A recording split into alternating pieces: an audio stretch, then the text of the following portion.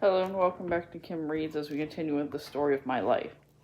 Chapter 2, My Best Friends. I do not remember exactly what happened in the first 5 months after my illness struck.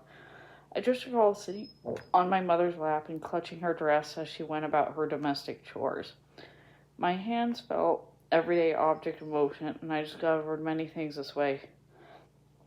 Soon I started making crude signs as I was desirous of communication with others. A shake of the head denoted no, and a nod meant yes. A pull signified come, and a push meant go. If I wanted bread, I would mimic the act of cutting slices and buttering them. If I longed for ice cream, I would make the sign for working the freezer and shiver to the note cold. Thanks to my mother, I was able to understand a great deal, and I know everything to her loving wisdom. When I was 5 years old, I learned to fold and put away clean clothes when they arrived from the laundry. I also knew how to separate my clothes from the rest. I would gauge by the way my mother and aunt dressed that they were going out and begged to take me along. I knew by sounds when guests arrived in the house and learned how to dress my own to join their company. But it was frustrating that my mother and friends did not use signs as I did, and when they wanted things done, they spoke with their mouths, and this made me very angry. A little girl named Martha Washington, who was the child of our cook, and an old dog named Belle, a great hunter in her younger days, were my good friends.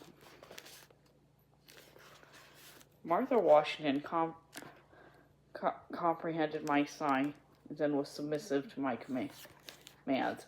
I loved dominating her and almost had my way, even if it meant fighting tooth and nail for it.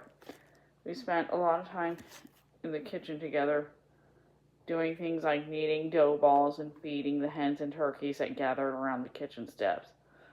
They were so tame that they fed off our hands and let us feel them.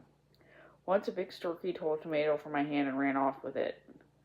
I loved looking for guinea fowl eggs in the long grass. I never allowed Martha to carry the eggs home when we discovered them, as she might have fallen and broken them.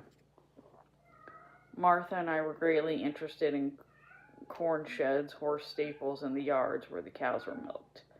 The milkers permitted me to keep my hands on the cows when they were milked, and my inquisitiveness often led to the cows switching me.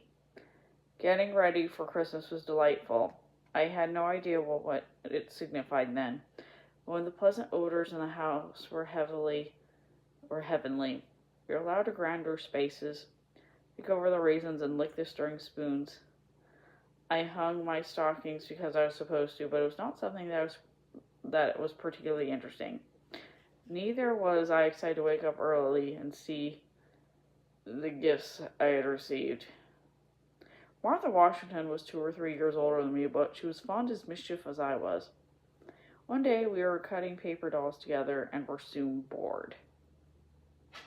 We cut off our shoelaces and all the leaves of our honeysuckle within reach for further amusement. Martha had little bunches of fuzzy hair tied to shoestrings. They were stuck all over her head like corkscrews. I started cutting off her corkscrews, and insisting on fair play, she cut off one of my curls. But for timely intervention of my mother, we would have to cut off each other's hair completely. Belle, the old dog, my other friend, was a lazy creature. She preferred to siesta by the fire rather than romping with me. She displayed no interest in learning the sign language I tried to teach her. Many incidents from my childhood are etched in my memory. Isolated, intense, yet full of clarity. I spilled water on my apron once and spread it out to dry before the fire on the sitting room hearth. It did not dry as quickly as I wanted, and I drew closer to the fire and flung it on the hot ashes. Fire jumped to life, and the flames enveloped me. As my clothes blazed, my terrified scream brought Vinnie, my old nurse, to the rescue. She almost suffocated me by throwing a blanket over me, but she put out the fire. I just received minor burns on my hands and hair. During this time, I discovered the use of a key. One morning, I locked my mother in the pantry for 3 hours. As she pounded on the door, I laughed with glee.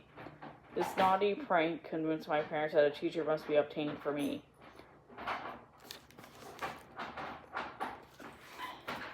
After my teacher, Miss Sullivan, arrived, I waited for a chance to lock her up in a room. I managed to do that. My father had to get a ladder, and Miss Sullivan get out through the window, much to my delight.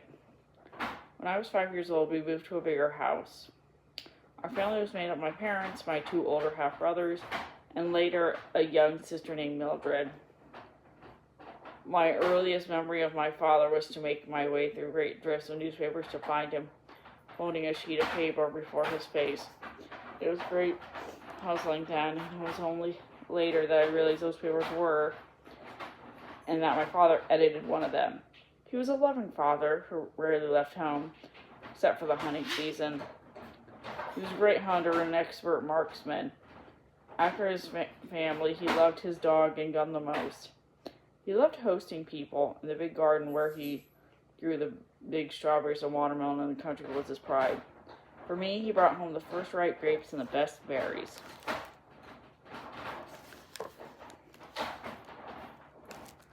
And that's the end of that chapter. See you later.